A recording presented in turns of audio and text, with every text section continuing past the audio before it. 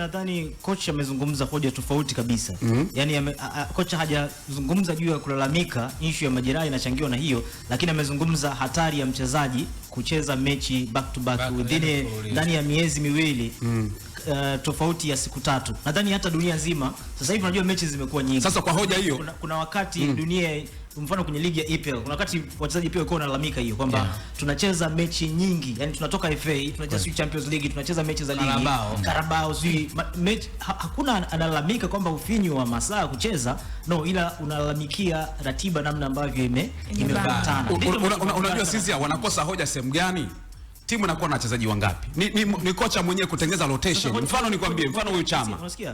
Hoja ya kucheza ya mchezaji sio issue ya rotation, sio ni afya tu ya mchezaji. Ndio maana anasemaje? Mfano Chama. Kila mchezo alikuwa anacheza dakika 90. Ni mchezo ule wa Coast Union alitoka mapema, si ndio?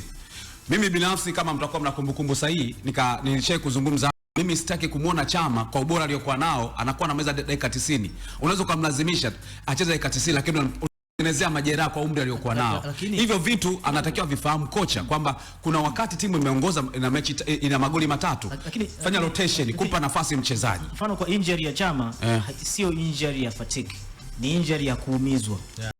Yes, ni tofauti hiyo. Hiyo sio injury ya kwamba huyu kacheza dakika nyingi. Ni injury ambayo ya mtu amekuja amekukanyaga. Manake hiyo haipo kabisa. Hiyo ya huyu mchezaji kutumika back to back. You see? Lazima utofautishe.